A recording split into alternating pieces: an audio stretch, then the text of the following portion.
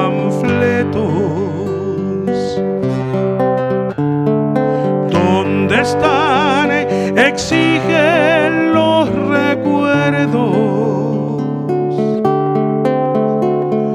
¿Dónde están señales del camino? ¿Dónde están? ¿Dónde se habrán ido? ¿Dónde están figuras de estandartes? ¿Dónde están de aquí, de todas partes? ¿Dónde están señales del sendero? ¿Dónde están aquellos compañeros?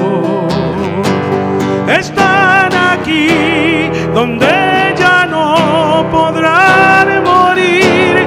Están sembrados en la tierra y ya sus huesos son estrellas, porque en la noche hacen latir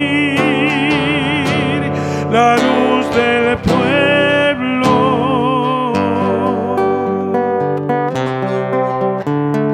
¿Dónde están? Reclaman las palomas. ¿Dónde están? Exigen las auroras. ¿Dónde están con sus pechos erguidos? ¿Dónde están los desaparecidos? Están aquí donde ya no podrán morir. Están sembrados en la tierra y ya sus huesos son estrellas, porque en la noche hacen latir la luz del pueblo.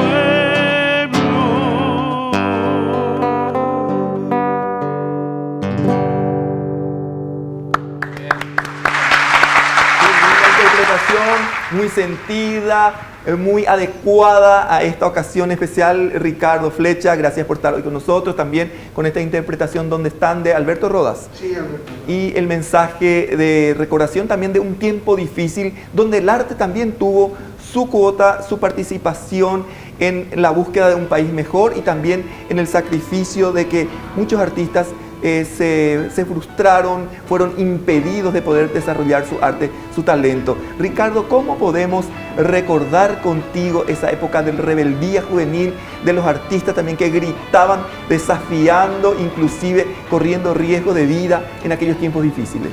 Sí, la verdad que puedo sintetizar ese tiempo en una palabra: asfixia. Vivíamos tiempos muy difíciles, donde la libertad de expresión era cercenada.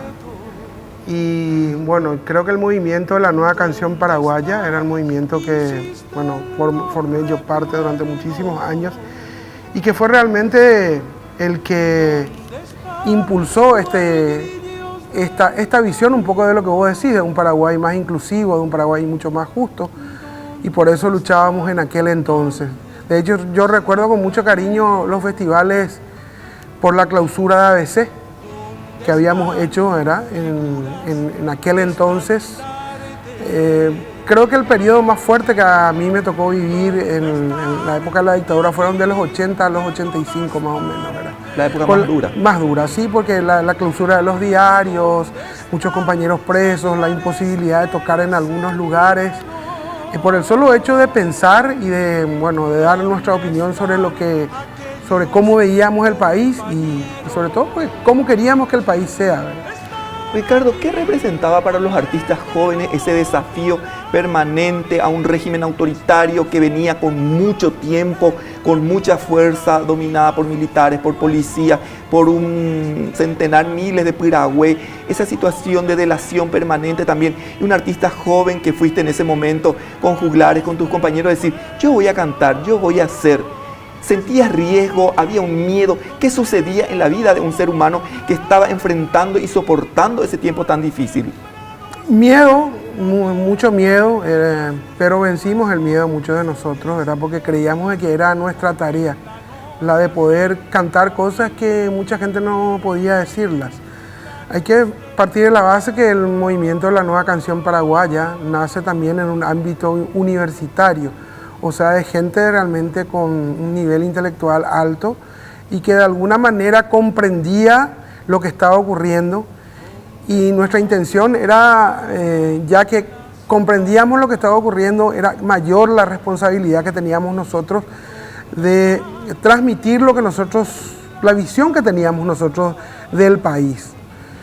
Por eso es que realmente fueron momentos muy difíciles para todos, fueron momentos muy emotivos y fueron momentos muy dramáticos, ¿verdad? Porque en realidad la policía acercaba a tu casa, la policía te perseguía, intervenía tus teléfonos, o sea, hemos pasado realmente mucho. Yo estuve preso, nos suspendieron muchos festivales, o sea, era un momento de mucha asfixia. Y creo que, bueno, pensamos que en ese entonces la música era un arma que podía ayudarnos a concientizar a la gente, podía ayudarnos a comunicarnos y a través de esa comunión saber que había una cantidad enorme de gente que también pensaba como nosotros y que también quería como nosotros, quería el cambio como nosotros. Eso es lo que básicamente sentíamos, que era un deber para nosotros hacerlo, y por eso nos enfureció tanto el cierre de ABC, el cierre de Última Hora, muchos compañeros, Radio Ñandutí, muchos compañeros presos, y saltaba en aquel entonces la figura del profesor Rex, por ejemplo, ¿verdad? Sí. De Melanio Medina, de Domingo Laíno, de muchos que de alguna manera dejaron esa impronta en la historia del Paraguay, y que tenemos que aprender a contar esa historia, ¿verdad? Y repetir todo el tiempo, porque a veces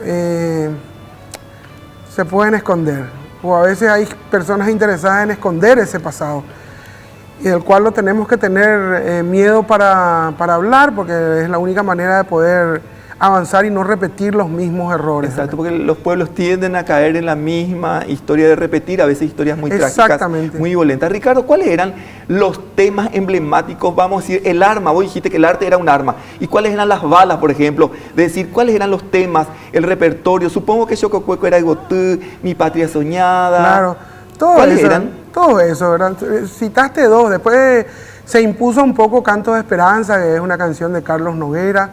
Se impuso, por ejemplo, Soy de la Chacarita, de Maneco Galeano, porque de alguna manera estábamos pintando una situación social de un sector importante de Asunción. O sea, Patria Querida inclusive. Patria Querida inclusive recobró otro sentido, porque en realidad Patria Querida Patria Querida tiene una historia bastante particular, porque en realidad en Francia se le conoce como la Madelon, que tenía otra letra y era una letra un poco sarcástica, porque hablaba de una mujer que recorría de mesa en mesa en un bodegón, ¿verdad? Digamos que entreteniendo a las tropas francesas, ¿verdad? O sea que es una cosa un poco baladí, ¿verdad? Pero en realidad el padre Marcelino Nus recoge esa melodía y le pone esta letra que tenemos y que nos sirvió para unificar, ¿verdad? Para cantar todos juntos, porque de alguna manera uno en algún lugar, en un espacio físico, cantaba esa canción y es como que el miedo se disipaba, ¿verdad? Y el canto era colectivo, como era colectivo el pensamiento de lo que queríamos nosotros para nuestro país. Exacto. Ricardo, si hiciéramos un paralelismo, 30 años han pasado, ¿qué queda de la época de la dictadura que vos notás todavía que el Paraguay o el paraguayo no ha logrado superar? ¿Qué vestigios, qué resquemores nos quedan en este tiempo? Yo creo que una de las heridas mortales que nos dejó la dictadura es la educación. Esa imposibilidad de poder discutir pasando por encima de las ofensas y las descalificaciones. Es muy común en las redes sociales, ¿verdad? No hay un debate de ideas, porque yo puedo respetar que vos pienses diferente, pero tengo que discutir contigo de la manera mucho más civilizada y con argumentos. Y a veces eso tiene mucho que ver también el sistema educativo, que no nos enseñó a escuchar los argumentos y las posiciones encontradas, ¿verdad? Y creo que una deuda grande que tiene la transición, si se puede llamar esto una transición, es la educación. Ricardo, ¿qué le decís a la gente que de repente solemos escuchar que dice o postea en las redes, antes vivíamos mejor, éramos felices? ¿Dónde? ¿En qué lugar eran felices? En primer lugar te digo, si vos sos católico o sos cristiano, te intima la Biblia. Vos no podés ser feliz mientras hay alguien que necesite. Si eso vos no cumplís, no sos un buen cristiano. Eso pasaba. Había gente torturada, había gente secuestrada, había niñas violadas porque el tirano era un pederasta. O sea, hay muchas cosas que realmente muchos de nosotros sabíamos y el resto callaba, por miedo, por conveniencia, por muchas cosas. Eso es el mito de las ventanas abiertas, ¿verdad? El mito de las ventanas abiertas es un mito fuerte. En las redes siempre te dicen, dormíamos con las ventanas abiertas. Sí, con las ventanas abiertas, pero con el corazón cerrado. Porque a nadie le importaba lo que le pasaba al campesino, lo que le pasaba a la gente que necesita. Yo no creo que una sociedad se pueda construir en base al egoísmo. Si vos ves que alguien está necesitando y está a tu lado, y vos tratás de hacer algo por eso, y por eso dicen que sos comunista o que sos un agitador, bueno, tenemos que pensar seriamente en qué tipo de sociedad vivimos. Pero en realidad a mí me parece que lo que teníamos que hacer lo hicimos los músicos en aquel entonces, lo seguimos haciendo ahora.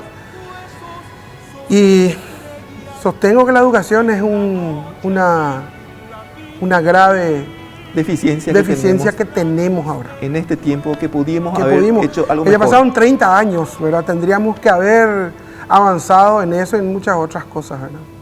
Perfecto, Ricardo. Realmente importantísima esta reflexión contigo porque sos un protagonista de lujo de esa época. Sabemos de tu pasado de lucha, de arte también, de creatividad y, por qué no, de contribución a través de lo que vos haces también para que esto hoy podamos disfrutar de un sistema distinto, diferente, con sus errores y virtudes, pero libertad al fin. Pero esto es infinitamente mejor que lo que vivíamos, ¿verdad? Puede tener muchas fallas, pero estamos de alguna manera en camino de cambiar, ¿cierto? Tenemos que cambiar la justicia, tenemos que cambiar un montón de cosas, ¿verdad? Hoy los políticos piensan más. Antes robaban y no solamente que robaban, sino exhibían impúdicamente todo lo que robaron. Hoy le cuesta a González Daer explicarnos cómo tiene tantas casas, ¿verdad? Todavía hay una deuda de la justicia como estructura, ¿verdad? Pero en realidad si no existirían periodistas que, bueno, como Mabel y otra gente, ¿verdad?, que empiezan a mostrarnos cómo viven o vivían o viven todos los que de alguna manera robaron. Esa es una diferencia que tenemos que apreciar y que tenemos que ir construyendo ciudadanía desde donde nos toque actuar. A valorar la libertad y la democracia que estamos teniendo en nuestro país también. Ricardo, muchísimas gracias por estar hoy con nosotros aquí en este día muy especial, víspera del golpe del 2 y 3 de febrero. Y por supuesto que vamos a despedirnos. Yo también hice un golpe, te cuento. ¿Hiciste un golpe? Y sí, porque hace 30 años que estoy con Techi. La madrugada del 2 y 3 de febrero. Con Techi Kuzmanich, sí, que es tu representante, tu pareja, todo. Ricardo, ¿con qué vamos a despedir? Ahí está Techi ingresando también al set de Tarde Total. Gracias, Techi, por estar acompañando a Ricardo. Bueno, vamos a despedirnos, vamos al corte con un tema espectacular de Ricardo, como siempre. Gracias, Ricardo. La lluvia y el viento me llaman amigo, la noche y la luna me quieren besar. En nubes llameantes navegan mis sueños hacia la alborada de un tiempo mejor. La estrella en el pecho, en la boca una flor, la música, el trigo, la paz, los niños, el cielo más claro y azul. Esa es la patria en que quiero